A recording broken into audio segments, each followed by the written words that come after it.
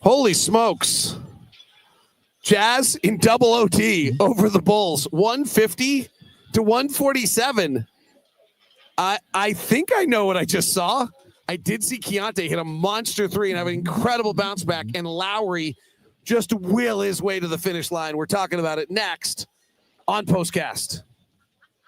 David Locke, along with Ron Boone, as the Utah Jazz beat the Chicago Bulls in double overtime, 150 to 147. Lauri Markkanen finishes with 47. Keyonte finishes with a truly awesome 33. Bryce Sensabaugh makes plays. There's a lot. Isaiah Collier plays a ton. Cody Williams actually had some highlights defensively where he slowed down Kobe White.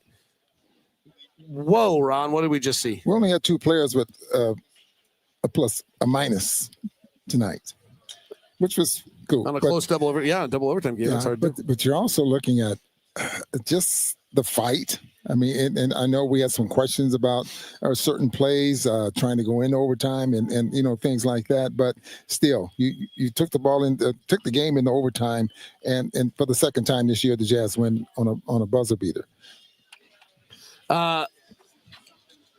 Let's just go to the final play first. Collier gets it on inbound quite easily. They run Lauri toward him, and then Lauri swings it. Does Collier swing it? Collier swings it to Key.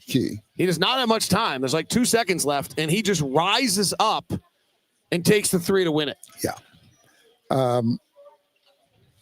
Am I surprised it was a three-point shot? Probably.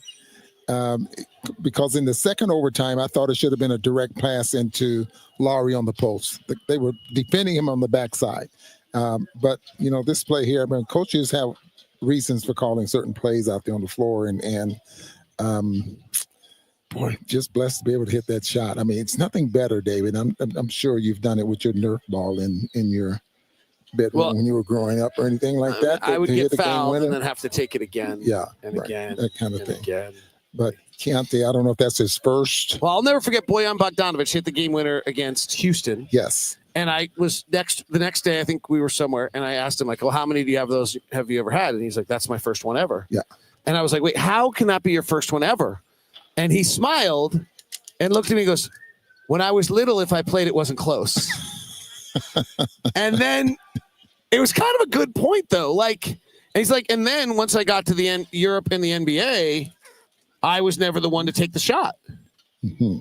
So, to actually get a chance to hit a game winner, you have to be the one who gets the shot, which is actually really hard to do be on the NBA level. And then for most of these kids, they probably didn't play a lot of close games when they were a kid because they were on the team. Well, you remember the commercial where the kid was, forget what it was representing, but it was he missed the shot and there's a delay. Oh, yeah. And then he says, I was fouled. And he goes to the free throw line. So let's go to but it's fun, though. Let's go to pregame. I thought it was interesting. Will Hardy got asked about Lauri because Lauri's playing against his former team, and Lauri gets up to play Chicago. It is very – I hope Lauri doesn't mind my little conversation with him. He's always been respectful. He will not talk trash. But I will tell you, it is very personal for him to put it on this franchise. Cleveland, I don't think he's that upset about. They got Donovan Mitchell in the deal. Chicago literally told him he was the franchise and then changed their mind and quit on him. Well, and then basically wouldn't sign him and traded him for a bag of balls to Cleveland. Yeah. He has a score to settle there. And he came out like he had a score to settle tonight, and he gave every ounce of everything he has. The thing I was going to go about pregame is because it's his former team, Will Hardy gets asked about it a lot. And it was very interesting that when he's asked about it, he talked about how Lauri is an introvert. So he's not going to lead in any way other than by example. And his body language has gotten better, and he leads. Tonight's performance was as good a leadership by Lauri. I mean, he was wasted, exhausted, on empty, and he fought through it. It was pretty awesome. Now, I'm thinking and going back to some comments that was made by him. Obviously, yes, he wants to beat the team that traded him, beat the team that drafted him, that gave up on him, and all those kind of things. But he also touched on the fact that they were trying to play him the wrong way. which means they would put him in the corner to shoot threes, which means that it was always a drawing kick so he can shoot a 3-point shot.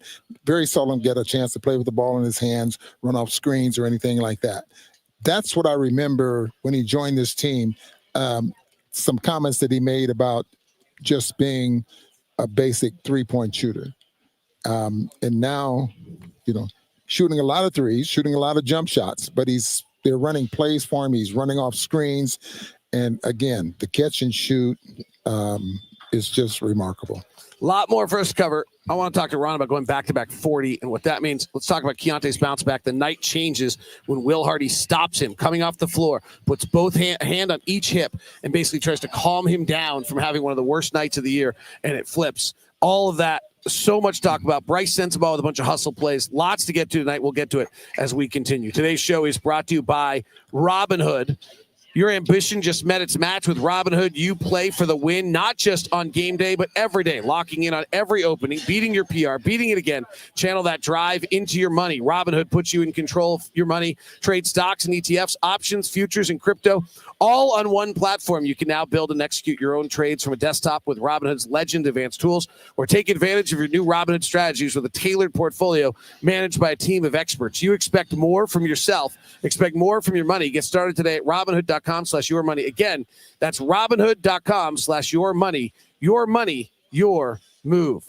Today's show is also brought to you by Game Time. Don't you wish, and maybe you are coming home from the game, but you can get tickets at Game Time. They have the app that's fan-friendly with these zone deals for you, as well as other opportunities. And right now you can get $20 off your first purchase if you use the code LOCKEDONNBA.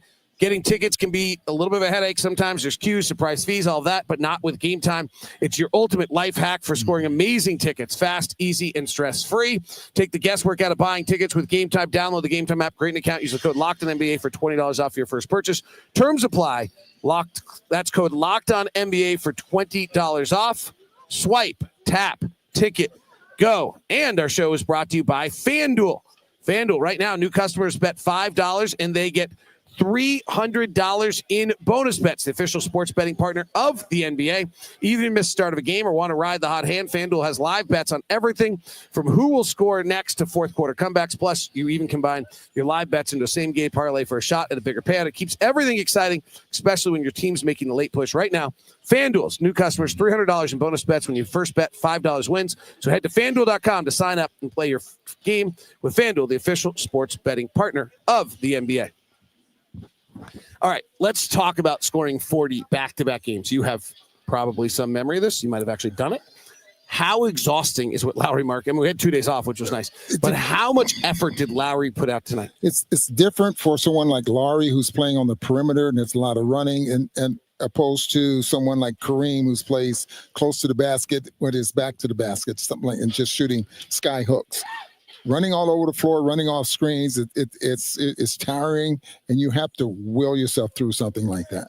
And it also helps, David, if you have the green light, where you can do that, when you're not afraid of making mistakes, that type of thing. And Lauri obviously had a grind to make an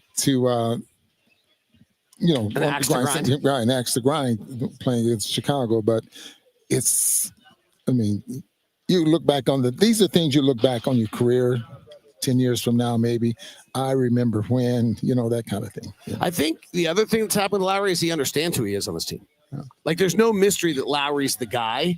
And so he's given he's not only given the green light, but he's actually accepting the green light to understand that that's his job and his role. That's true. And that's what I meant by having the green light and having the confidence to play the kind of game that you want to play. And not just being a designated 3-point shooter. Now, remember last year, I don't know who that was, that went to Finland and watched Lauri play. I know Sean Sheldon always goes to Finland. Yeah, that say that Lauri played a different game when he was playing in Finland. Jazz assistant Sean Sheldon's on the Finnish national team's staff, and so he goes not only with Lauri, but he's on the Finnish national team. So he's literally coaching the team not the head coach, but he's one of the coaches with the Finnish national team. Yeah, so that makes a big difference. Now you see something different in the way they used him and the way the Jazz had designated him to play here, and he's a much better player than All right, so Keyonte starts 2 of 14. He's 1 of 8 from 3, and it's the night. It's the night that he's had so many times in his first and 2 years where you do walk out of the building, you're like, oh gosh, is he just not going to be able to make it in the NBA because he can't shoot well enough? And he is getting frustrated, and the mental weaknesses we've seen in the first 2 years are showing up. And there's all sorts. I thought he made a horrific play to close the first half, not understanding time and score because I think he was so desperate for a bucket. My opinion, well, who knows? And somehow he comes back from that. What? So there's so many thoughts I have on this, Ron. Like, where did he find the confidence? What allowed him to do it?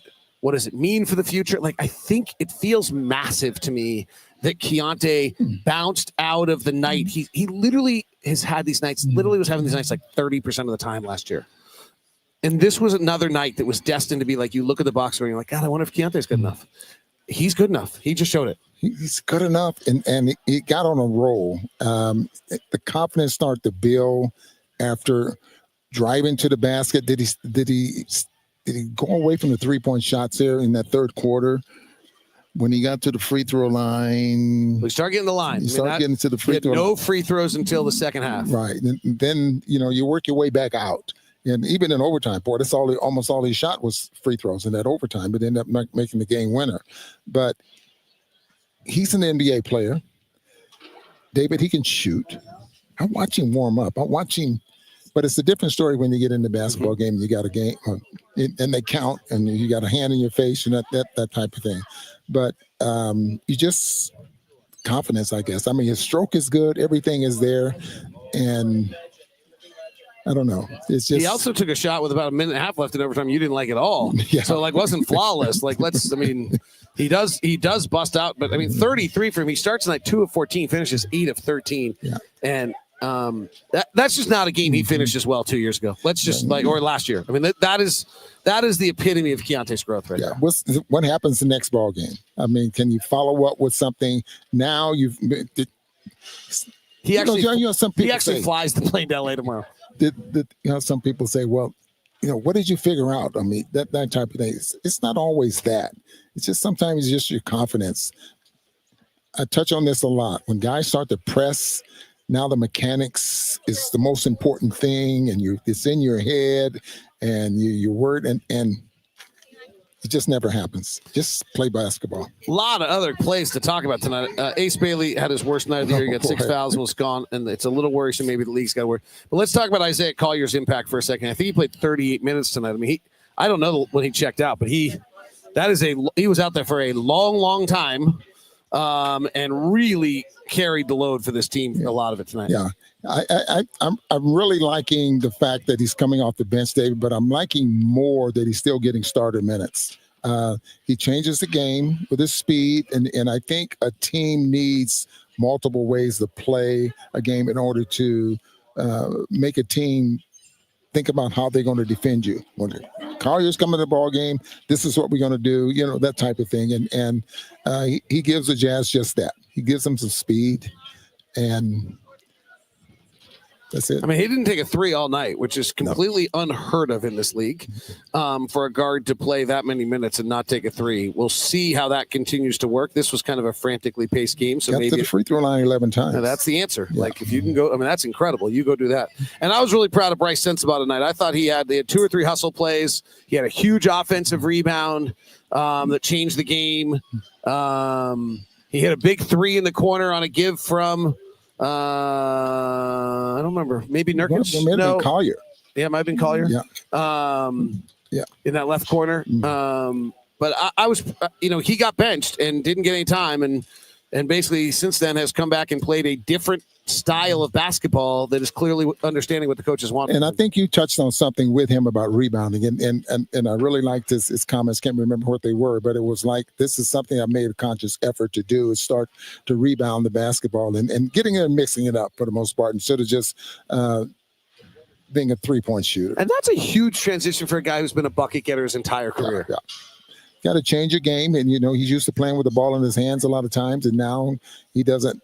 He gets a chance to play with his hands, but not as often as he did in college. I'll have to go back and rewatch because I can never remember anything. But I have in my head, and maybe I'm doing this because I want it to be true instead of it is true. But I have my memory is that Cody Williams guards Kobe White on 3 possessions in kind of a row or in a short span where he drives on him and he doesn't score on any of them.